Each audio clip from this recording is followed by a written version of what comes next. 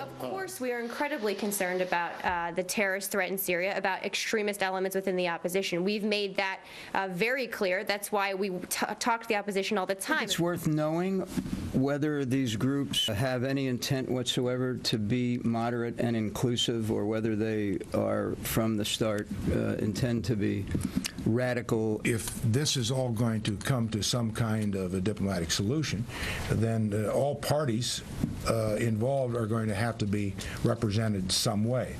Well, they're talking about Syria there, and direct talks with various Islamist groups on the ground, what the situation there is on the ground, as we are talking today about a dangerous world, a number of different fronts. At the top of the show, we told you about Mexico and the hunt for nuclear material. Well, now we have a write-through from Reuters quoting the country's National Nuclear Safety Commission, and they are saying the Mexican police have found this container that held this radioactive material they've been searching for, but that the thieves took it out. They removed the nuclear material from its case, and that those thieves, they say, have been exposed to the dangerous levels of radiation. And the official says, telling local television down there, that those affected could die. Stuff that has been stolen in Mexico is extremely dangerous.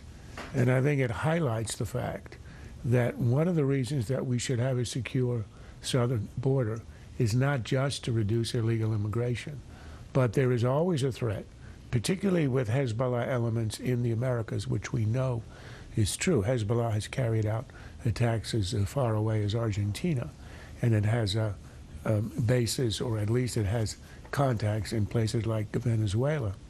If they're the ones who are involved here, we have no idea, but it's quite possible. Then the alert that we heard earlier in the show that all the ports of entry in the United States are alerted with radiation detecting equipment are useless. I can't imagine they're going to go through customs, TSA in Tijuana. So we have to have a border that we can control, particularly in a world where all you need is a small amount of really bad stuff that can hurt a large number of people. The International Atomic Energy Agency characterizes materials on a scale from 1 to 2, 3, 4, and so on, in terms of how dangerous it is to human health if it ends up going out of normal channels. And this is at the top end of the danger to human health. So this is very dangerous material if it is taken out of this sealed container.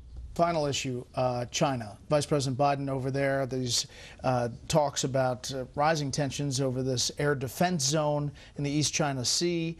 It seems like China is spreading its wings a bit as far as what it's doing on a number of fronts. Well, we had one strong response, which was to send American warplanes into that zone without obeying the Chinese demand that you check in with them. However, after the Japanese and the South Koreans did the same, the Japanese did the same also with their civilian aircraft. They would not recognize Chinese demands. We, however, the United States ordered its civilian airliners to comply with the Chinese, which undercut the Japanese and alarmed them, especially when they see a high official of the United States in China negotiating, and they would imagine, particularly after what's happened in Iran, over the heads of U.S. allies in the region. And they're wondering if we are going to put our relationship with China above our alliance with the Japanese and with others.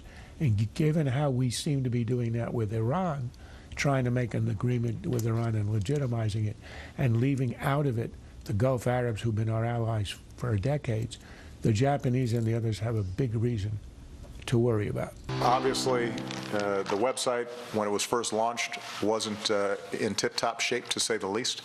But we have been 24/7 going at it. And now, for the vast majority of users, it's working. And there will be other things that come up during the course of the next several months, because you're starting off a new program that has an impact on 1/6 of the economy. This is a big deal, to quote Joe Biden. And We know that this thing gets hit thousands of times a day by people trying to get in and get access, unauthorized access.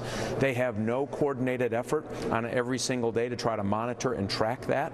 Those folks who normally would say, you know what, I don't have insurance, nothing's ever going to happen to me. I'm young, I'm beautiful, you know, doesn't matter. I'm so smart, I'm at Harvard. You know, what happens when something happens? I just want to make a sign point up? that you don't have to be good looking to get health care. I'm just... Oh, thank you. Thank you. Or to get into Harvard. Look, here you're actually appealing to young people. It isn't only because the young have a feeling of being invincible, because you're offering a product where they're going to pay twice the market rate. They don't have a job. They're living in their parents' basement, and they're paying twice the market rate in order to subsidize older people who probably have a job or a pension. And that isn't a good deal, and that's why the young are going to walk away. Definitively. Absolutely, positively. Even the ones who are good looking. This